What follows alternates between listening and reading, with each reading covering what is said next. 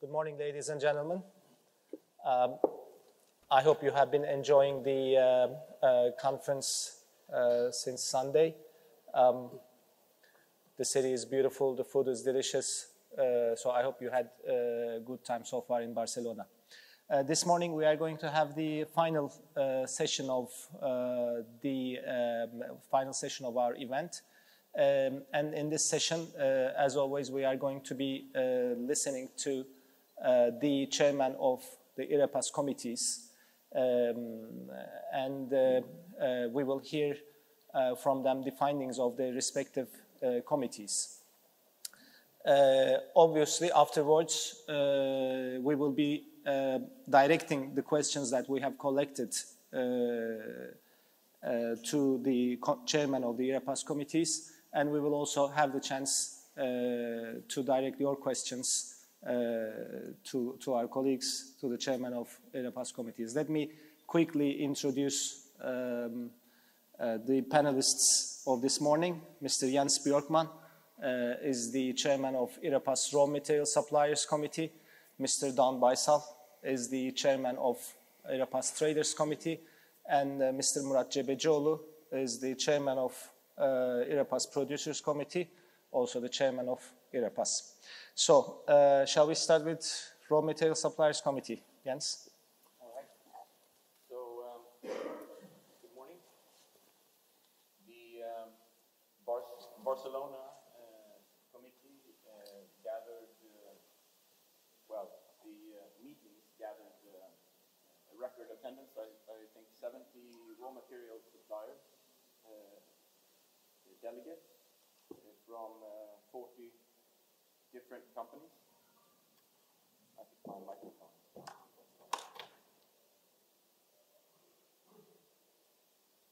You have something still. All right. Yeah. Okay. So this meeting had record attendance for the raw materials. We were 70 delegates from 40 different raw material suppliers, which is a record. And so we're thankful for that, and which also makes the meeting a really interesting place for us to gather and discuss and to meet our counterparts and our clients, which is a good meeting place. Anyway, yesterday we had a committee discussion where we had lively talks about various issues, and since our last meeting in September in Istanbul, a few different events which have influenced the raw material side significantly. We'll try to just summarize a few of these. We had the Turkish steel producers, which is the major buyer of ferrous scrap in the world, has seen significant reduction in production, and therefore also significant reduction in demand for scrap, which happened during the second half of last year, mostly, and has perhaps since then stabilized somewhat, but at a lower level, which scrap suppliers will have to get used to. We discussed this topic yesterday, and most were agreeing that we would probably see continued reductions before we see a better atmosphere, and that's majorly due to poor domestic circumstances, as well as we see now in the other parts of the world building up of assets in South America, in Southeast Asia, and in North Africa, where production is ramping up. So the second major event during the period was, of course, the dam collapse in Brazil, influencing the iron ore prices in a major way. From having traded at $60 to $70, we saw 20% price increases in a very short time, and since then the prices for iron ore have continued to move upwards, short of $100. So the fall events in Europe were that the Rhine River was at a catastrophically low level, so logistics in Europe was extremely difficult and costly, where parts of the industry were in force majeure situations. And that also led to a slowdown in accumulation of scrap in ports for exports. In Europe, when we're talking about that, the automotive sector has slowed down in the last 6 months, which also has led to a lower availability of prime scrap. And due to at least continued good demand, even though European steel industry has also slowed down somewhat, the availability for exports of prime scrap has been reduced somewhat.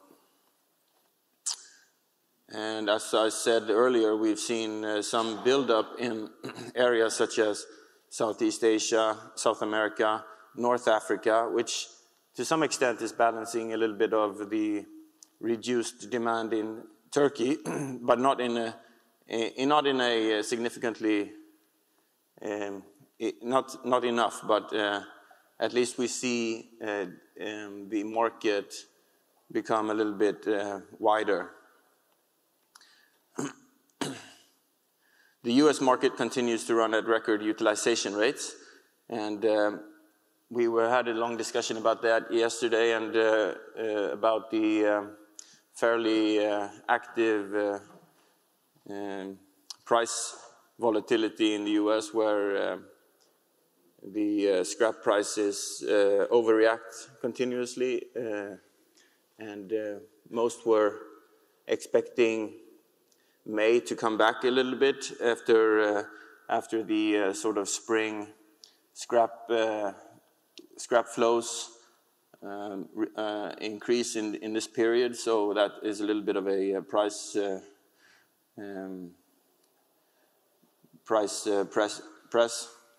and when we discussed the UK and Brexit, which we couldn't agree upon.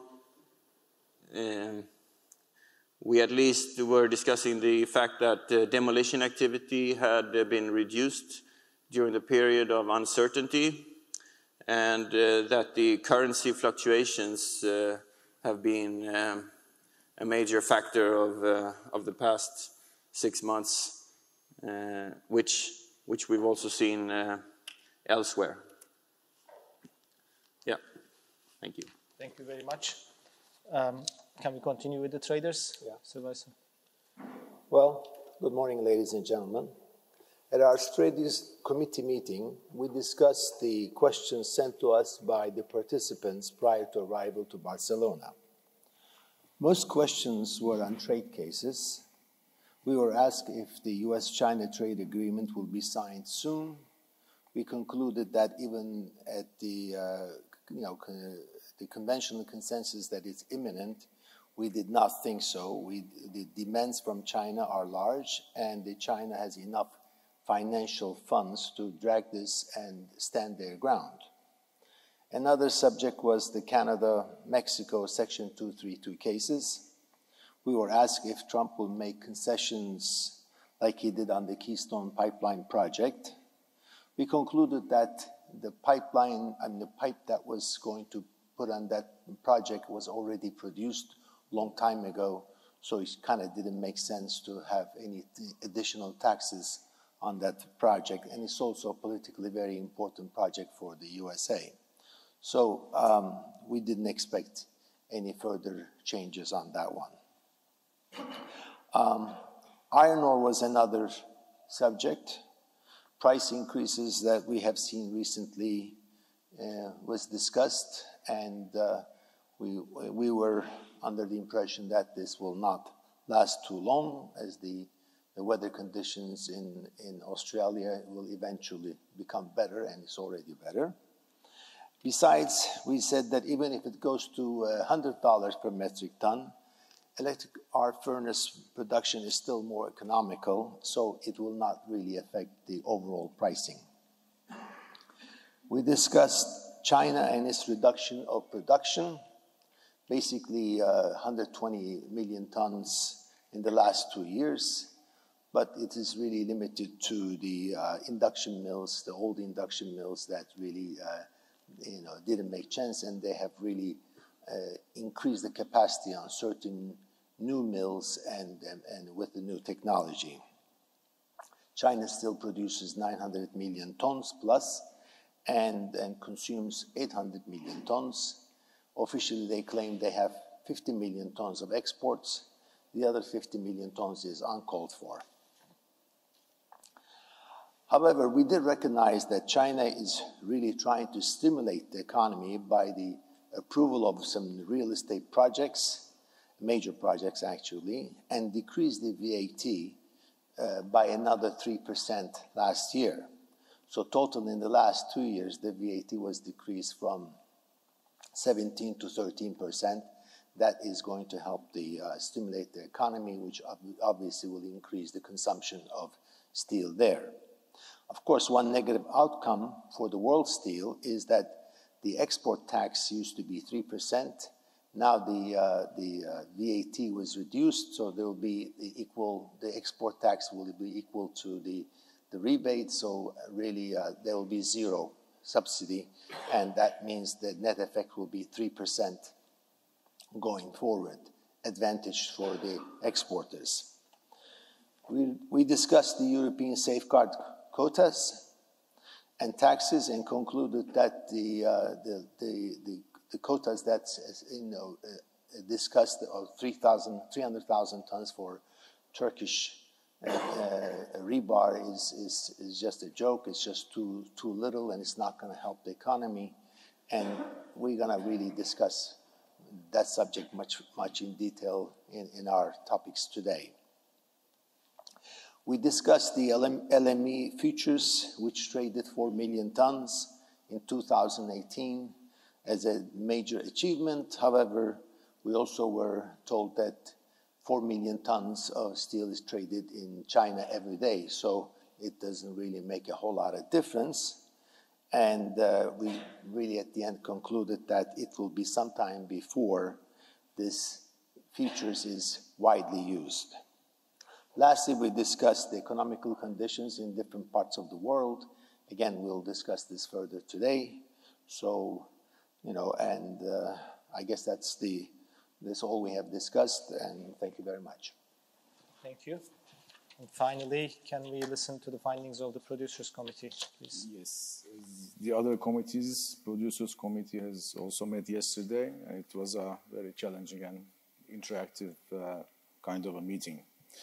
There were many attendees from many different countries, and it was quite okay. I mean, we got very good information. Mainly, we start talking about the economical conditions in each country. It seems that GDP is growing in most of the continent countries, always, but also slower than expected in some markets. But nevertheless, things are getting better. It's a good sign for demand, and that means it's a good sign for steel trade. We talked about, of course, duties, tariff safeguards. It's the main issue of the meeting since the beginning yesterday, and my colleagues are also talking about the same subject. And it was agreed mutually that had there not been those tariffs, duties, quotas, safeguards, or whatever you call them, today we would have been in a better much better shape in steel trading. We all know that Trump has started this war, not helping any one of us at the moment. These protectionist measures is like a virus spreading throughout the world and changing the way we do business. Trade flow is changing. This is what we have talked about. Importers have become exporters. The way, you know, like top two countries for Turkey exports became Yemen and Israel in these days. Of course, Turkey losing doing business in the States, Canada, Europe now with the quotas is much less, as Doğan says, about 300,000, which means nothing. The business is going to be much slower. And those are the things we have touched base on, actually. But again, we went through difficult times before. I think we'll also go through this as well. And the time will tell the rest. These were the basic ideas and things we have discussed in the meeting. Thank you very much. Before we continue with the questions, let me try to summarize what I have heard. Please correct me if I say anything wrong. On the raw material side, I have noted that there have been two major events impacting the market since we had last met in Istanbul back in September 2018. The first one being the significant reduction of production in Turkey, obviously the single largest ferrous scrap importer in the world, and such reduction of output had an inevitable impact of the on the scrap demand. And I have noted that a certain amount of continuation of reduction is still expected due to poor domestic circumstances in the country. The second major event was the dam disaster in Brazil, which obviously had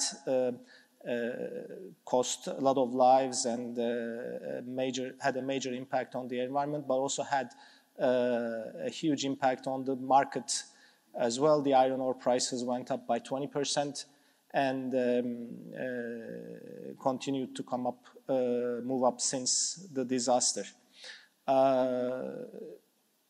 In addition to those two major events, there have been other problems too. I've noted that the low level of Rhine River is has made the logistics problematic in Europe and has increased the costs of moving scrap and accumulating scrap, and subsequently slowed down accumulation of scrap for exports in Europe.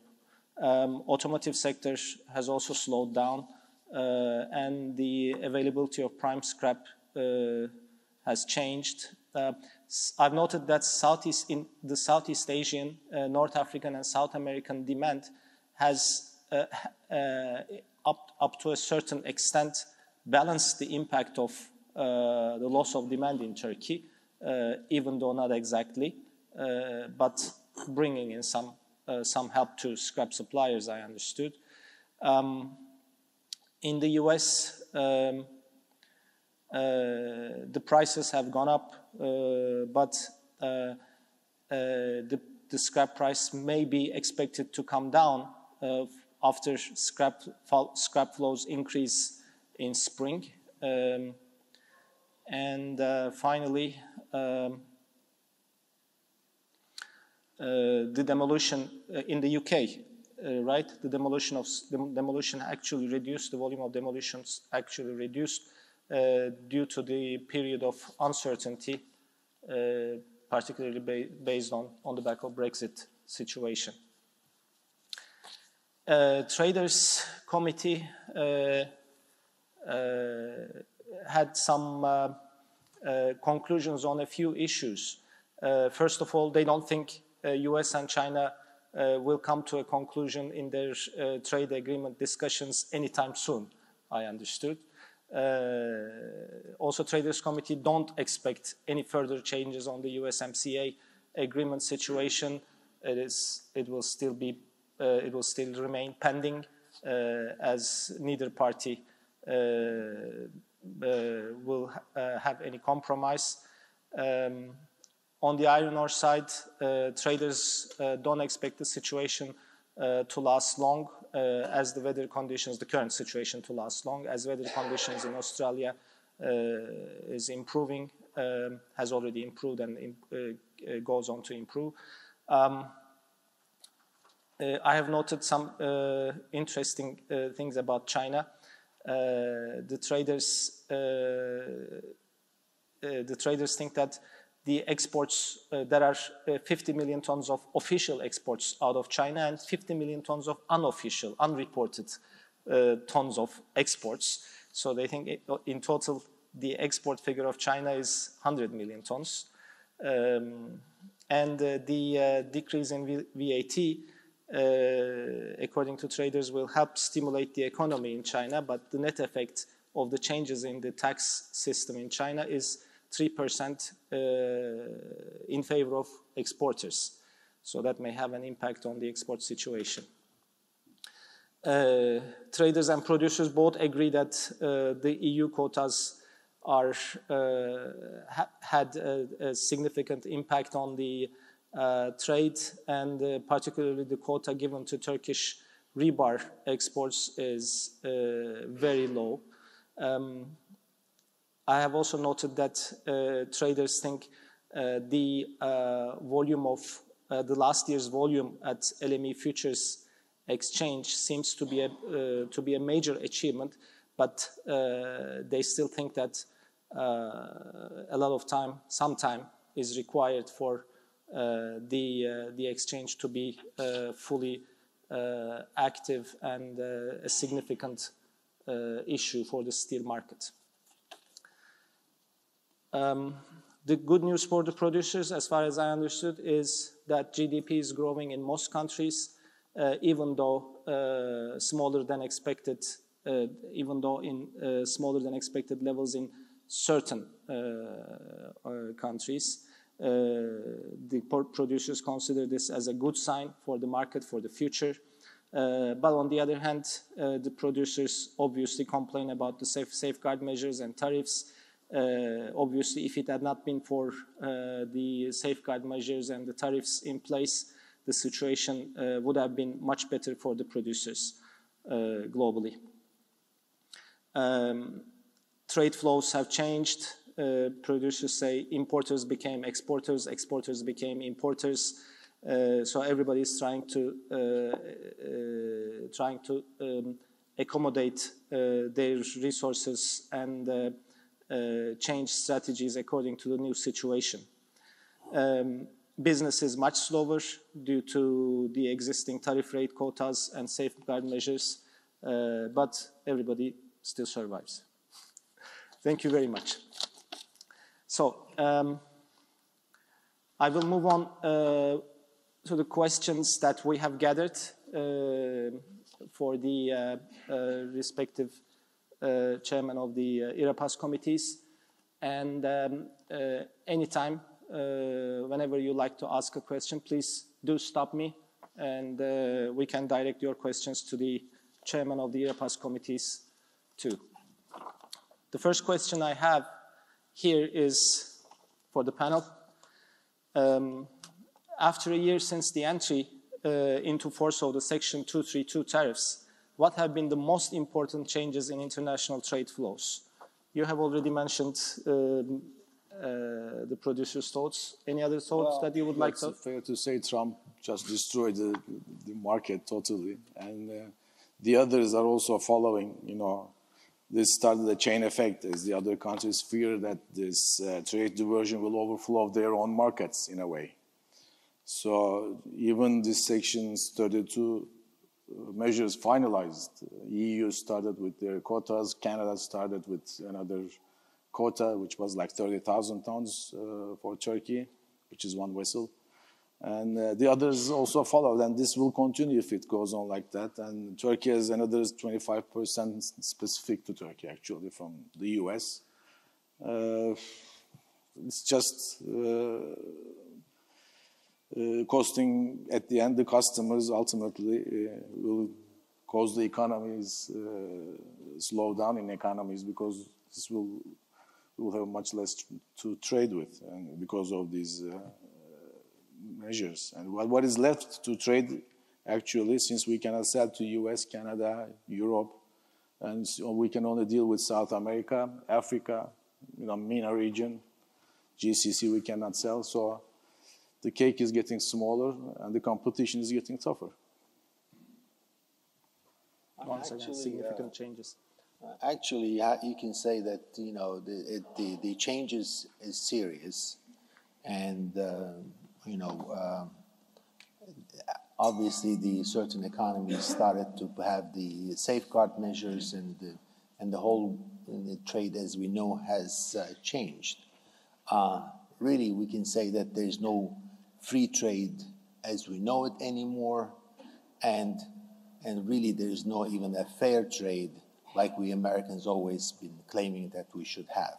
So it's a different life now, and I think that hopefully this era will eventually go away, and we'll go back to true and fair trade in the future. Thank you. We see flows of material come from destinations that previously perhaps didn't deliver. And then also, I think one of the major goals with the Section 232 was to promote the U.S. steel industry, and that's been sort of successful, because they've moved up utilization rates for U.S. steel mills from 75% to 82 or 84%, and I think the administration in the U.S. had 82% as the goal, so it's been sort of successful in the short term, but long term it's anyone's guess. Yep. In addition to increasing the capacity utilization rate from 75% to 80 to 84%, it also helped add a few $1 billion more profit for the U.S. steel industry. Yes, of course, you have to think this way, that yes, it helped few mills that we have in the U.S., and believe me or not, most of them are not owned by the U.S., so the money that they generated went outside the U.S.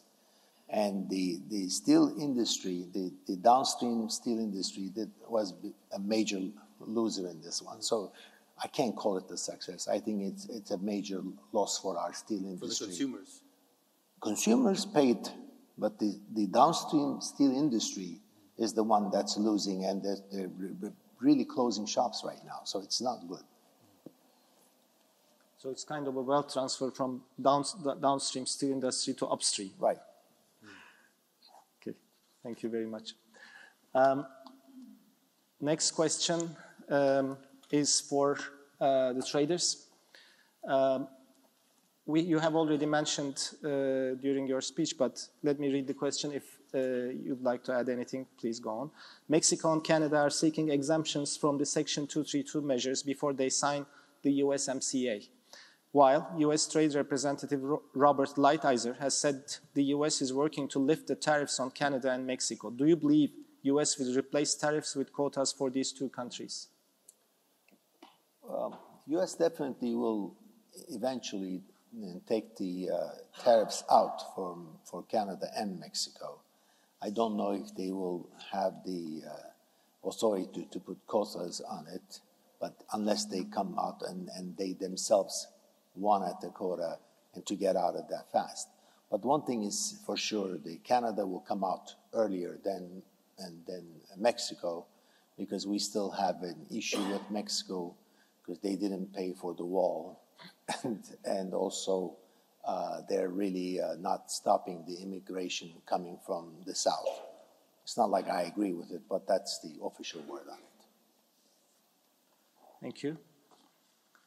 Next one is for the Raw Material Suppliers Committee. The Section 232 tariffs have helped the American steel industry grow stronger and become more profitable. As the American mills grow stronger, they need more domestic scrap. In response, the Americans are working on improving local recycling rates. What impact should we expect to observe on US ferrous scrap exports in the short term? Well, in the past few months, we've seen a reduction in ferrous scrap exports in the last 6 months, and parts of it is, of course, also due to lower import requirements from Turkey, but there's also a larger demand in the domestic US market. So not only are they using more material in the US domestic market, they're also importing material. So the demand in the US is, of course, driving down the availability of materials. At least some parts, some different qualities which are in good demand. The materials that perhaps are in less demand are still available on the export, but the higher quality grades are being reduced. Thank you. No questions from the floor at this point. Moving on to the next question. Once again, this is for the panel. This is for the producers. I'm sorry. Canada has followed the US example in implementing protectionist measures, though not with the same intensity. Mexico has also announced that it will be reinstating the 15% duty on steel imports. Obviously, all domestic producers in those countries benefit from such measures on the back of good demand for steel in their respective domestic markets. Will the producers in other countries look for similar help from their governments? Of course, we've been talking about this. This is like a virus spreading throughout the world. But at the end, it will result, it will be difficult to talk about free and fair trade at the end of this. You know, EU and US makes more than half of the world's GDP, and those two countries essentially shut down their own markets for the steel business. And it's going to be very hard if this goes on like that. I mean, the others will also be following this. The situation is only going to get worse if it goes on like that.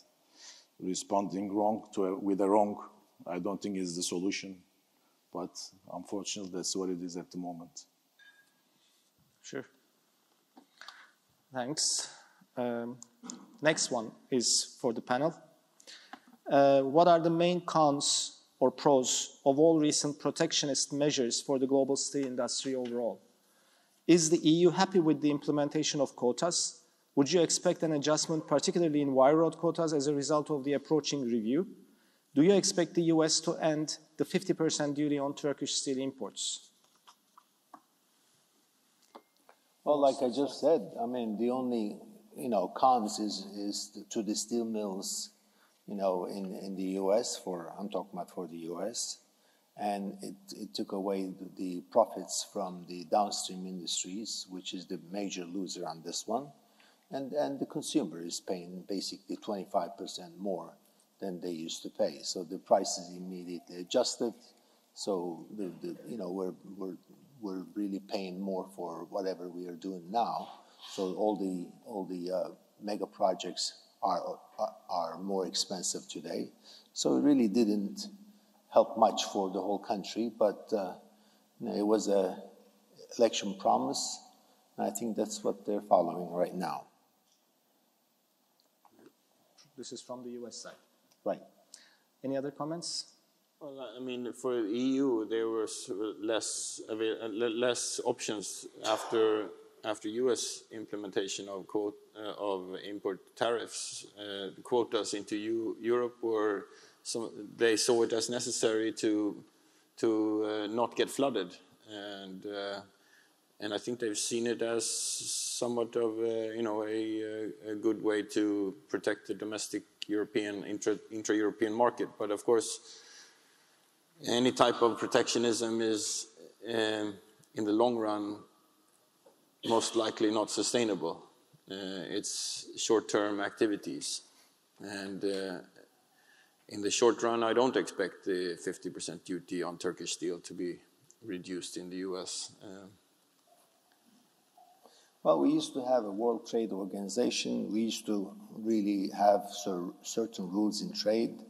I think that all went out of the window. Now It's just, you know, a wild world out there. You do whatever you want, and the other has to protect itself. So it's going back to the old days, and it's sad. I think it has to change. And as for Turkey, I don't think the U.S. is not gonna change, because they are tying the conditions of penalizing Turkey for, you know, different conditions every day. And since there's ongoing conflicts in the Middle East, and all of them is tied to it, so I don't think the U.S. is going to, you know, reduce the tariffs to back to 25%, not the zero. I guess, I mean, the tariffs to Australia is zero because they're nice people. I guess the Turks are not as nice, according to Americans. Well, in the short term, local producers might benefit from the increase, but on the long run, these protectionist measures will, because of the protectionist measures, I think the economies will slow down at the end. We are hearing very strong pushback in the EU against these safeguard measures. For 232 measures, Turkey and EU and some other countries, I believe, took US sections 232 measures to the World Trade Organization, and we are fighting in every front, more or less. But at the moment, in the near future, I hope, well, nothing expected, but I hope things will be solved and these tariffs will come off at the end. Well, if you look at the Wall Street does not believe that this has a long-term effect. So, and if you look at the mills, they're not really adding serious capacity, because eventually this will go out, and when it does go out, then you're going to have an extra capacity that you can't use. So, if you look at the stock values of these domestic mills, the increase is very minor, although they're making mega profits right now. So the Wall Street does not believe that this is sustainable. And also this second 25% specific to Turkey. This is just protectionism, that it has nothing to do with the trade. For sure. Or anything. So for sure. Pure protectionism, and there's no other explanation, which is, I don't know how to put it in words. It's more than protectionism. If you single out one country, it's more than protectionism. It's, name it. I don't know. You have to defend yourself. Yeah, singling out is more than protectionism, definitely. But would you actually expect something to come out of World Trade Organization? Isn't it effectively dead? Well, from what I understand, in the World Trade Organization, there are certain bodies that makes the decision, and there's final judges. What U.S. is doing is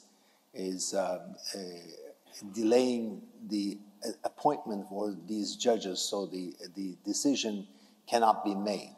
So really, in a way, the World Trade Organization is not as effective anymore, which is eventually going to hurt U.S. economy, because we have more than just steel that we have to talk about and deal with. This is a temporary situation. I don't think that overall this situation can last too long. It's mainly political. Yeah. Very political. Thank you very much. No questions from the floor yet, so moving on to the next question. This is for the raw material suppliers, Jens. What has been the initial impact of the safeguard measures in Europe on the EU ferrous scrap market? Can we talk about a similar impact being observed in the US following the introduction of the Section 232 tariffs? Have the scrap exports of EU countries been affected negatively? Well, steel production in the European Union has reduced somewhat in the first few months of this year, but in general, the intra-European market is still fairly healthy. So the demand for scrap and the intra-European trade has been active and strong. So the pricing differentials between European trade and to, for example, Turkey has been reduced somewhat. So that has meant that the interest to ship deep sea has come down a little bit, and instead interest to go to closer areas within the EU have been better in the short term. Yeah. Thank you. Moving on to the next one. This is for traders.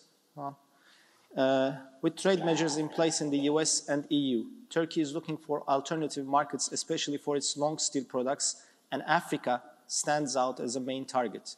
Do you think this market is big enough to be able to absorb Turkish rebar supply?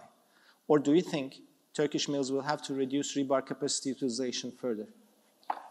And obviously, Africa is by no means is a market that can replace the USA and EU loss that Turkey has. So I don't think it can replace. And from what the discussions we had yesterday, Middle East market is also somehow close to Turkey. So there's not really a whole lot of places this extra capacity in Turkey can go. So the only solution is reducing their own capacities, and I think that's what's going on right now anyway. He may know better. Thank you. Next one. This is going to take a little bit time to read, so please bear with me. The answer will be very short. This is for the Producers Committee. The EU's safeguarding tariff rate quotas, which became available by beginning of February, were oversubscribed by approximately 45%, resulting in importers being in a position to clear through customs only part of their imported rebar from Turkey. Under the residual quota for the rest of the world, made available on April 1st, further material can be customs cleared, while any final balance may be cleared on July 1st under the new quota for the subsequent period. The new quota for Turkish reinforcing bar is only 301,357.5 tons, and no further residual quota will be available until April 2020. Our understanding is that Turkish mills exported a minimum of about 700,000 tons to the EU last year, and so it is expected that this new quota will be used up very quickly, if not within days or weeks from its opening on July 1st. The risk of having to sit with uncleared material until April 1st, 2020 is too high for most importers. So the questions to be asked are, what are the Turkish mills doing about increasing their tariff rate quotas for rebar and wire rod? What security can Turkish mills offer importers that they will collectively sell within the available quota, if any? Well, Turkey, of course, is closely monitoring the application of these safeguard measures through our association, and government is using all available sources, including appeals and reviews and whatever there is available to do so. Turkey is, we need to sell today. So, of course, we need to be maybe responsible doing so, but at the end we need to sell. So it's important what the traders and buyers will do in the EU. At the end, the new quota will be available 2nd of July, if I'm not mistaken. I'm afraid that most of the traders or buyers will buy more than what they need. And this has been discussed yesterday as well. Mm-hmm. And just to be the first to buy. And they will buy, maybe instead of buying for months of material, they will probably get 6 months worth of material. So I don't know, it's quite difficult to answer the question, but this is what's going to happen at the end. We need to sell, Turks will sell as long as we've been asked for. And, but it's risky for the buyers, yes, that's correct. It's risky, and I don't know how to come over that. So you say there cannot be any security, any other security? I don't think we can talk about any security at the moment. Importers' responsibility. It's importers' responsibility at the moment. Because it would be, it's very difficult to manage who's going to Yeah, exactly, because you don't know how many tons is on the way, what's on the ports, who's going to clear it first. It's quite difficult to manage it. It's very difficult. Okay. Still no questions. Moving on to the next one in my list. This is for the raw material suppliers. You have already talked about this issue, Jens, but let me quickly read. After Vale's dam disaster, annual global iron ore production will decline by several million tons as other miners will not be able to fully compensate for the shortfall in global supply.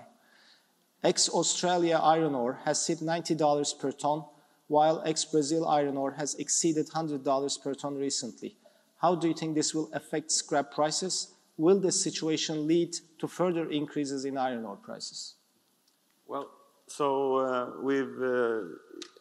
after the dam disaster in January, the expectations of iron ore availability would be reduced by 45 million tons per year or something. And after a few months at Vale's last quarterly report, they said that even a higher number. So the effect on the iron ore availability is quite substantial, and the longer-term effects on the iron ore prices may be lower, but in the next few years at least, it should have an effect on pricing and subsequently also on the ferrous scrap prices. China is, of course, the major buyer of iron ore, and in that market, they also use quite a lot of scrap. It's the largest scrap user in the world, China, today at around 220 million tons, but it's expected to move up to 270 million tons in 2025. And the domestic use of ferrous scrap will most likely increase as an effect of higher imports prices of iron ore. But I noticed there's something funny that went on. After the Brazilian dam failure, the price of the iron ore went up, but not as much. So I said maybe it's not a major event for overall the world supply. But then 3 weeks ago, when they had the Australian weather condition, and suddenly the price jumped. I'm thinking, which one is more important? This is a weather condition that's so temporary, and how can it last? So it's kind of confusing on the effects of it in the pricing market.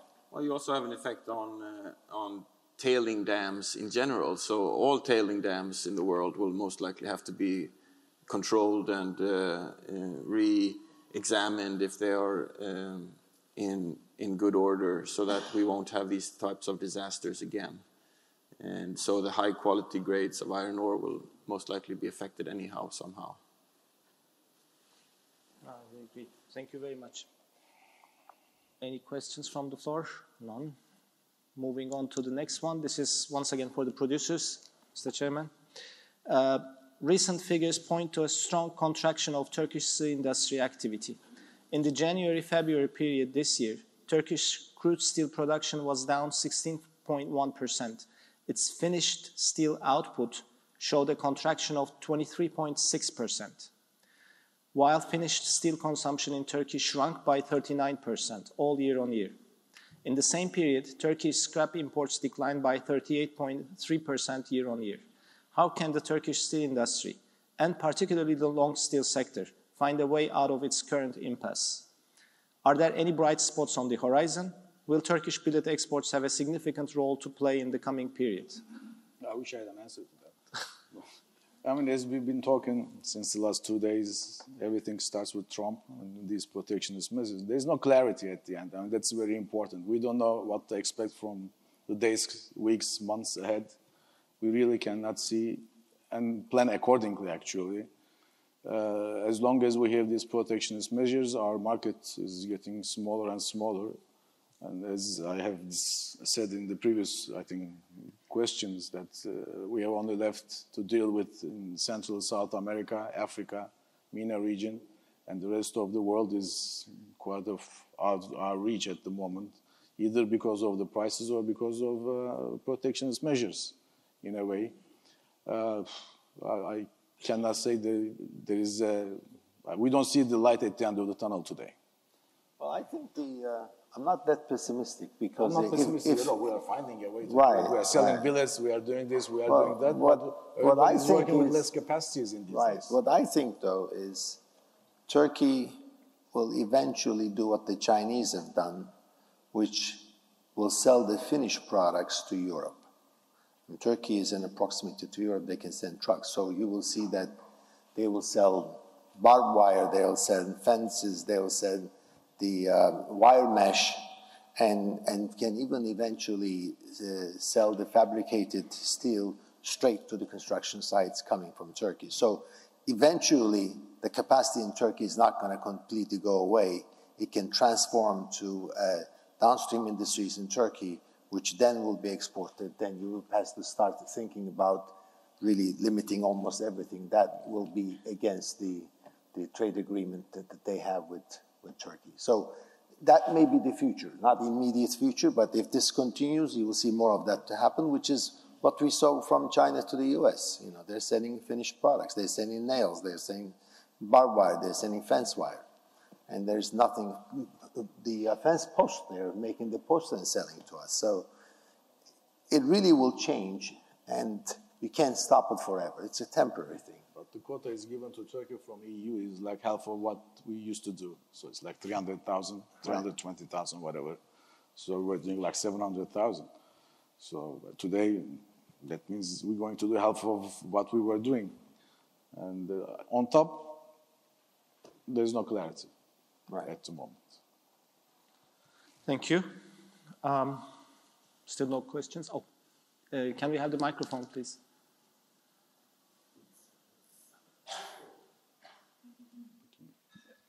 Hi, I'm Vlada from Fast Markets, and I have a question to Mr. Cevhercioglu. So now we see this 16% construction in production volumes in Turkey. Do you have an idea what will it be, I mean, throughout 2019? The production capacity is it talking about? Utilization. Production production, Capacity utilization probably, I mean, it came down considerably, probably to probably around 70% or so. And production, how much, I mean, compared to 2018, what figure do you expect, I mean, the decrease total? In 2018? Compared to 2018.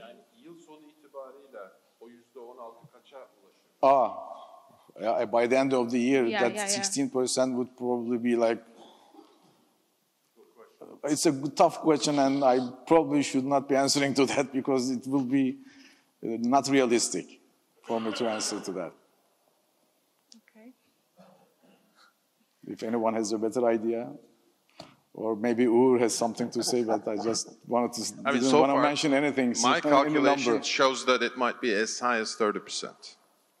I mean, you mentioned about the export, but the more important element is the domestic consumption as far as rebars are concerned. So last year we've done 16 million tons of rebars, out of which 10 was sold domestically. So our estimate this year, this might go even as low as 4 or 5 million tons, because the first 2 months, the drop on the rebar consumption in Turkey, or the demand, was 65%. So let's assume by the end of the year we reach about 50% of the sales. That means 5 million tons of production or sales will be lost. And we had US, it was as high as 1.2, but last year we did slightly below 1 million, I guess. Europe was, you said 7, but my figure was like 800,000, which will be 3. So the total loss on the export is going to be 2 million. That adds up to be 7 million tons. If we make 1 million ton of billet export, find new homes for another 1 million ton of rebars, overall we might have 5 to 6 million tons of less production. Based on 36 million tons of production, you make the calculation how much the production cut at the end of the year will be. Which counts to be more or less between 15 to 20%. Yeah, if you take the local market into account, what we're going to lose, that's the correct number, of course. I mean, today the local market is not doing great. We have many problems, and of course you're right. You put the numbers together, that's what you end up with. It's math. Yep. Local market effectively almost doesn't exist. Yeah. Bad shape, unfortunately. No other questions. Moving on to, sorry, I couldn't see. Yeah.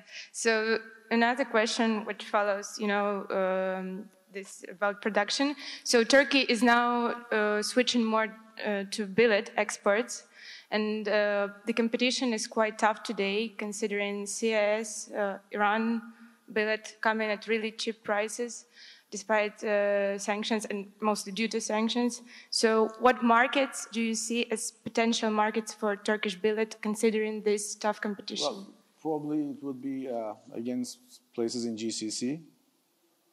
That's Turkey has been selling for a while. And there are good demands are coming from Far East and South America. Thank you. And also North Africa, of course. MENA region. Thank you. Okay. Moving on to the next question. This is for the traders. Iran has become a big player with very competitive prices in the global market, especially in Southeast Asia, due to its production cost advantage.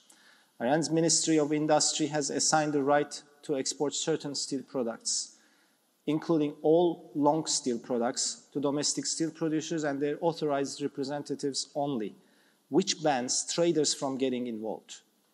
Billets are not included in this export ban. How do you think this will affect competitively priced Iranian products in the global market? Well, for one thing, I really don't think that Iran can produce steel any cheaper than Turkey or Saudi Arabia or Algeria.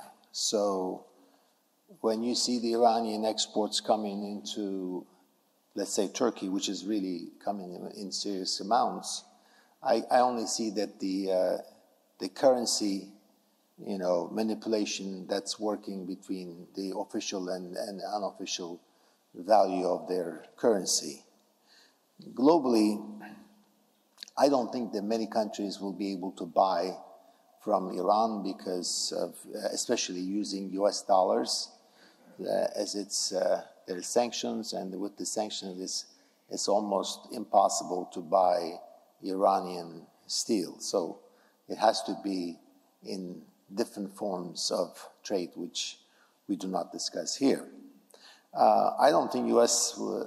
sanctions will allow global market for the Iranian steel. So I think that it will be limited to certain trade that is really not a normal trade. Thank you. Moving on to the next one. This is for the panel. It's about Egypt. Egypt's Trade and Industry Ministry has issued a directive permitting only entities with a manufacturing license to import billet. This effectively cuts out traders who have supplied the lion's share of billet imports coming into the country due to trade finance complications caused by mills' inability to issue letters of credit. Egypt is the main buyer of CIS and Turkish billet, while its total imports of billet amounted to around 2 million metric tons in 2018. Most of the rolling mills in Egypt have been relying on imports of billet in the absence of sufficient steelmaking capacity in the country. What consequences do you expect to see due to the absence of traders from billet importation in Egypt? Well, doing direct business with buyers might lessen the speculation on prices, since buyers and sellers will be dealing directly, so there might be more clarity in the market. But on the other side, traders are also playing an important role in financing the business, so that the buyers, whomever needs to be financed, might lose that chance. And that's the moment what I can say from the top of my head. Okay. Any other comments? In the coming year, we will see a substantial increase in scrap importation to Egypt because of furnace building up in the Egyptian market. So they will lessen their demand on imports of billets also due to domestic production rising this year. Are there any comments from the floor? Maybe our Egyptian colleagues, if anybody is here. I cannot see though. No. Okay. The next question is actually on electrodes, but it has already been discussed extensively yesterday and explained, so I can pass on this question. Next one, Jens, for the raw material suppliers. What's the current situation in the financing of trading of scrap and or other raw materials? Well, financing is, of course, an intricate part of the business, and we saw right after the currency crisis in Turkey that Turkish mills, the availability of letter of credits was tight, and that subsequently lessened. But if we look at, for example, the dock financing, pre-financing of scrap, for example, in the CIS, that's reduced and perhaps is gone as banks have withdrawn that type of business. So that kind of availability is no longer there. But the financing of normal trade, the letter of credits for purchasing a cargo of ferrous scrap at the moment is come back to normal. So does the Turks buy the scrap on letter of credit? 100%? Yeah. Wow. If I were the Turks, I would... Deep sea cargos. Still, it can be open terms very easily. So the financing costs for the Turkish banks, or for the Turkish mills, has increased substantially, and the fluctuation of the currency makes it much more challenging for the Turkish mills also. Thank you. No questions still from the floor, so I'm moving on to the last question I have here, and this is for the traders. Chinese steel suppliers have, for some time now, been more focused on meeting the needs of their domestic market. Their absence from the export markets is a decisive factor which buoys up sentiment in the global long steel market. Given the Chinese government's support for the domestic market, can we safely say that Chinese steel suppliers will remain more or less absent from the export markets for the foreseeable future? This a little bit contradicts with your...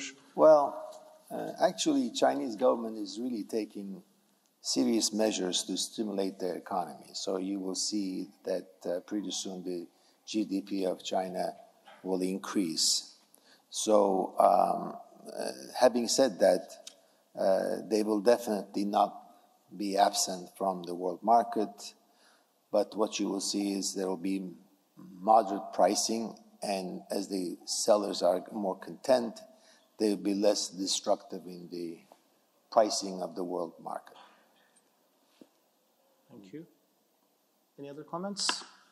Well, we heard from the gentleman yesterday that state-owned enterprises might be less interested in the steel industry and perhaps move more towards the private sector. I'm not certain about that, but of course the interest in the domestic market is the main focus now because it's such a strong market for them. So I think for the at least short term, the domestic market in the Chinese sector is important for the rest of the world as well. Sure. Yeah. Sure. And the private sector is also financed by the government, so it's really is you know, they have enough funds to be able to sustain this for the longest time. Thank you very much. So this was the last question I had in my list here. Any other questions from the floor? Francis? Microphone is coming.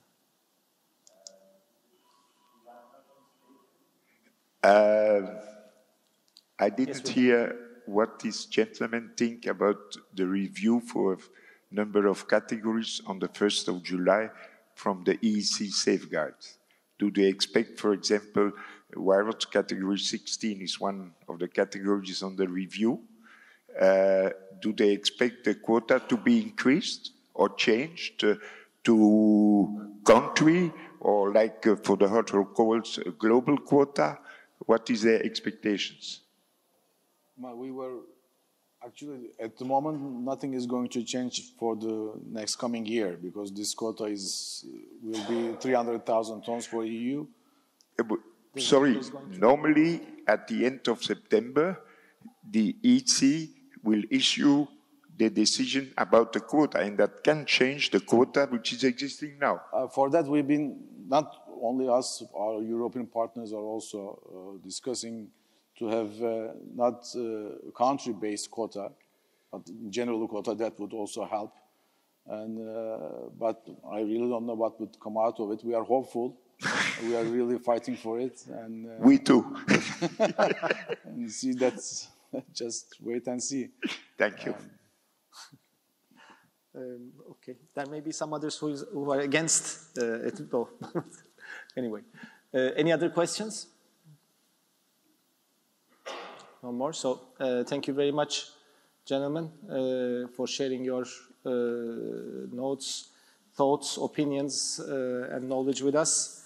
I also would like to thank you very much for joining us this morning and your participation.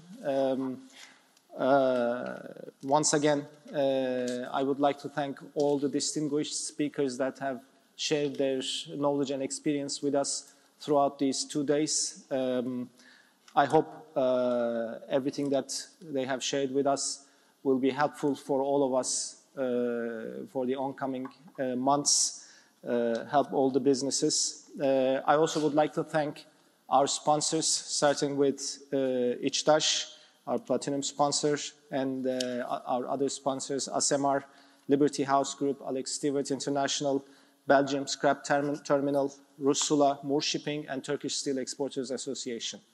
Hope to see you in 6 months' time in Düsseldorf. Thank you very much once again for coming and joining us.